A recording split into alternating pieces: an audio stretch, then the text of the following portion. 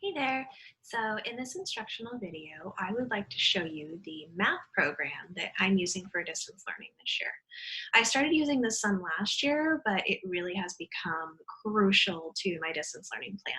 So today we're going to walk you through how to start your own Splash Math account.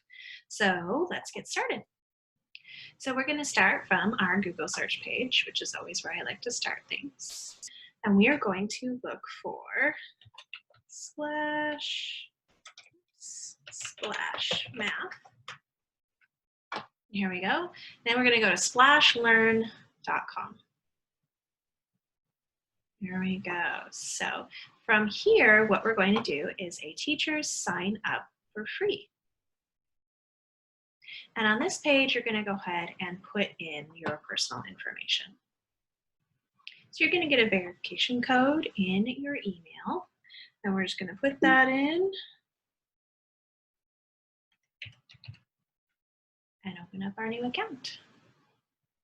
Now, the very cool thing about this is that you can pull in a classroom. So you could import your students from Google Classroom, or if your school is using Clever, or you can create a whole new class. Since we're just doing a test classroom right now, we're just going to create a new class. So we'll call this our test room, test class, and we're going to go around grade 2. And from here, I can start adding students. So I chose grade 2 just for this practice, but if you're a special needs teacher, the beauty of this is that even if you select a grade that is around where most of your kids are learning, you can assign from any grade level to any student. So you're not locked into that grade level. So we'll enter our students here. So I've just put in a couple of random students' names, and we're going to add those to our classroom. And right here pops up all of my new little profiles. So I'm done adding students. And this is a really simple setup. It's going to walk you right through everything.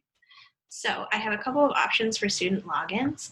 I usually like to take a screenshot of this and send it home to families. I've also turned it into a Google slide presentation. So I've screenshotted each step of the process, put it in a different slide, and then sent it in emails to parents so they can just click through and learn how to log into Splash Math themselves while they're at home. So from here, we're going to go to our dashboard. And from here is where we can start setting up. So we have an option to set up remote learning, we can assign assignments. So we'll just get started from here. And up here we can find our class code, which is how your students are going to get in from home.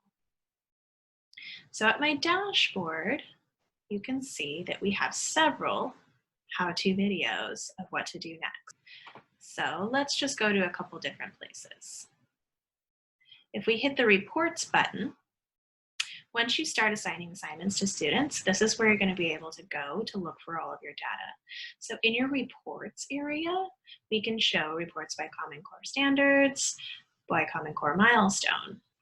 And over here, this is the content group.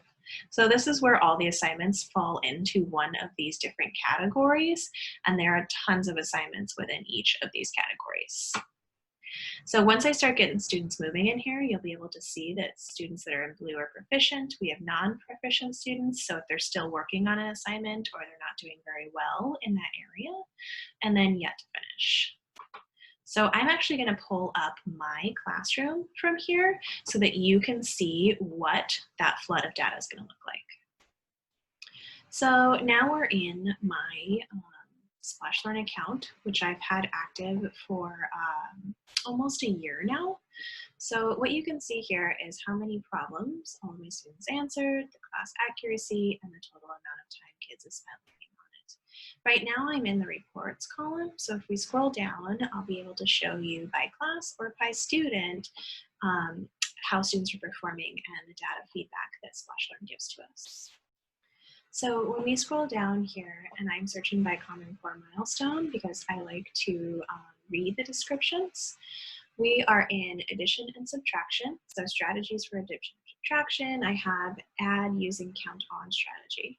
So these are the students that have not started to work on this. These are the students that can do better, and these are the students that have mastered this. And then up here for the strategies portion, you can see how many students have completed all of the assignments and how many are yet to finish. So my kiddos have just gotten started this semester, so I don't have any students that have finished all of the assignments in this category. But this is where it shows you the data for each different student. And I blocked out their names, but if you click on one of these students' names, you can go to individualized data for that student. So here I've clicked on the student's name, and I can see the assignments that he's mastered. So these are the different assignments that I gave him that he got all of his points for. So if we scroll down a little bit here, I wanted to show you what it looks like when you click on a student who's in progress with an assignment. So I have a couple of kiddos that are working on word problems with comparative scenarios. And this student here has completed the represent how many more and how many more, but she's still missing these other assignments. So that's going to remain in the in progress area until she completes those. And then it'll move to one of these other areas. Now, if we go back up to the top, you can also search per student to get a more defined data readout for a specific student. So if we click over here where it says student name, it's going to give you a drop-down menu of all of your students, and you can click on one to see a data readout for that specific student and what assignments they've completed. So we'll take a look at that next. So I selected a specific student in the student drop-down menu, and I still have my table at the top here that shows me the key for what I'm looking at down at the bottom here. So I can see all of the assignments that I've given to this student, and I can see which ones he has mastered so far. So we can scroll through and take a look at all of the assignments and the work that he's completed in those categories. So let's move on to assigning things to students. So you can go into this area where we can look at the total assignments. So these are all of the assignments that I've given out so far. And this gives me a quick look at how many students I've assigned the item to and how far they've progressed on it. And then if I go here, you can also create a new assignment from this area. But I really like to get my assignments from the curriculum tab because I find it a little bit easier to see everything. And that's just kind of my favorite way to assign stuff. So if we click on the curriculum tab, we can see, and I'm searching by Common Core standards here, and you can change that to a milestone if you find that easier. So I can see that these are the things that I've already assigned to students. And let's go ahead and show what it would look like to assign something. So I can click on this tab. So what we have in here is subtracting and using doubles and near doubles. So these are the different options for achieving this milestone. So let's look at double specs. And this gives me a little preview of what this Complete the subtraction sentence. And this is what the kids' view is going to be like. So they're going to have this talk along, and you can turn that off. They can play it again. Complete the subtraction sentence. So if we plug in an answer here, you can see this is what it looks like for the student. So I got that wrong. And then they will show you the correct answer, and you can try a new problem.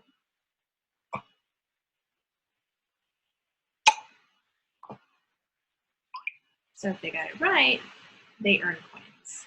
And the earning the coins is really fun for the kids, and they could do things like play games at the end, or they can purchase different backgrounds to make their account look different. So they get really excited about that. So what I can do here is if I click on the assign button, it's going to allow me to select which students I want to assign this to. So we're going to do that. So from there, I can assign the practice to the entire class, or I can give it to specific students. So just for I would say we're going to assign this to the whole class. And that's it. Super easy. Now I want to show you that if you have students who are working at a grade level that's higher than the one that you've selected for the entire class, all you need to do is scroll up to the top here. You can select a different grade.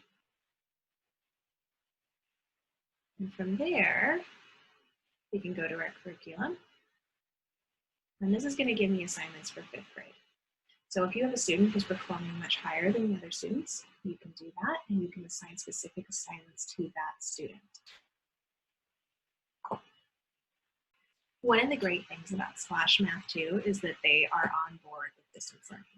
So if you click the remote learning tab, you can send home an email to parents and they can do Splash Math at home for free. So there's free home access for our students, which is amazing. You don't get that with a lot of programs.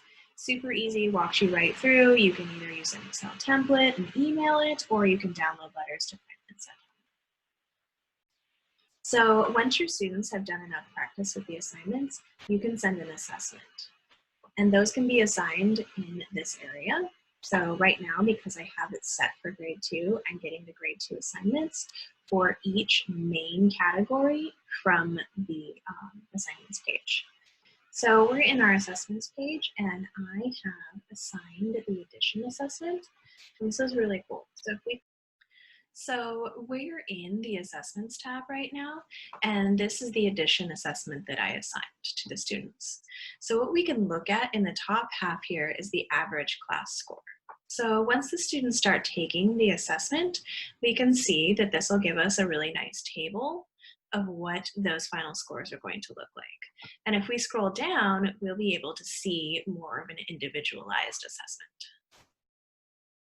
So now we've scrolled down and we can see down at the bottom here that this is where the students' names would be. And this is going to give me the learning objectives that were tested and the scores that those students got. So whether they passed it or they failed it is going to show up down here. The other really cool thing about the assessments tab is that it's going to create a personalized learning plan for all of the students that corresponds to the learning objectives that they fail in that assessment.